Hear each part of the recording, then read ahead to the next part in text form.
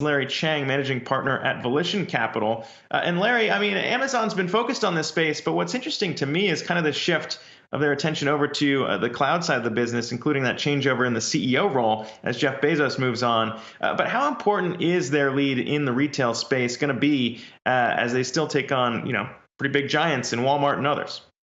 Well, Amazon is the dominant e-commerce player today, and they will stay that way for the next 10 years. But we do think they will be on a secular decline in market share because the big box retailers are investing in e-commerce quite effectively. The Shopify ecosystem is expanding aggressively, and there's tremendous amount of venture dollars that are pouring into various specialty e-commerce players, like we did with Chewy in the pet food vertical, or Wayfair in the furniture vertical, and other upstart players are competing well against Amazon in some of those specialty areas. Yeah, Larry, I think it's interesting you highlight that. And in your notes, you say Amazon can be beaten, which sounds like you've got a lot of conviction behind that call. That's a pretty bold one. And in the past, when you look at some of these specialized players, the idea has been to partner with an Amazon. Some have been acquired by Amazon. You think we're starting to see a bit of pushback on something like that? Yeah, so I do think Amazon can be beaten, but let me say more specifically in specific specialty verticals. If a business is completely focused on winning a customer in a particular area, whether it's grocery, pet, furniture, pharmacy, alcohol delivery, these are areas where if an entire business is focused on it, they can provide a premium service, a better community, a stronger merchandising, better content for that customer in those categories. And there have been billions of dollars created by companies like Chewy, Wayfair, and Carvana, who have specialized and won. So yes, we do think Amazon can be beaten in these areas. Will Amazon be beaten in e-commerce as a whole? Probably not. I mean, Amazon is doing tremendously well. There's great secular growth drivers for them, but in specialty verticals, they can. And then just kind of to tie it back to the cloud space too, I mean, how does it maybe matter in terms of the trade-off there? And not to say that they can't focus on both things at the same time, because let's be honest, it's Amazon. But I mean, obviously, these other retailers in catching up might be putting their own attention so heavily into the retail race. When you look at a Walmart or some of the other names you mentioned there.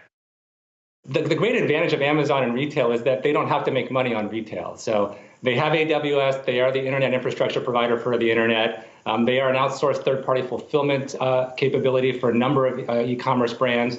They have a massive online ad network through their third-party online retail business. All of this generates cash, which enables them to keep their core first-party e-commerce business at a low margin, a low price point. They can make massive strategic investments over decade-long periods. And there's no other retailer in the world that doesn't have to make money on retail, and that is the advantage that Amazon has. And that's why I think they will continue to make those investments in the cloud, and they will continue to compete in those ways. Yeah, one of the reasons why we talk so much about Amazon is because it does feel like they really own the full stack. It's not just about the platform itself. It's about the logistics play. It's about the cloud play. When you look at all of the growth outside of Amazon, though, what kind of opportunities does that open up for somebody like you as an investor? I mean, what are some of these areas, whether it's a Shopify or some other players out there who are supporting in the cloud space, who are helping with the infrastructure that you think you see real opportunities for growth? Well, as a big experiment, our entire team has decided not to shop on Amazon for the last month. So we're in the last week of that experiment.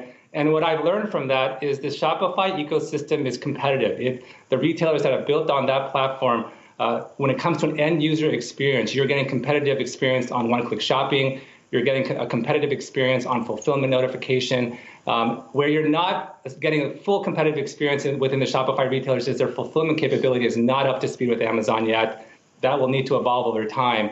But that ecosystem is growing. I think there's a number of retailers that are platforming on Shopify rather than on Amazon. And so I think you can see growth there. The big box retailers like Target's now a $10 billion e-commerce business. Home Depot's a $10 billion e-commerce business. Nordstrom's and Best Buy, half of their business is on e-com. And so you're seeing acquisitions and investments being made by traditional players that is also growing their share in the e-com space as well. All right, Larry Chang, managing partner at Volition Capital. Good luck with the last days of that experiment. Appreciate you joining us to chat that.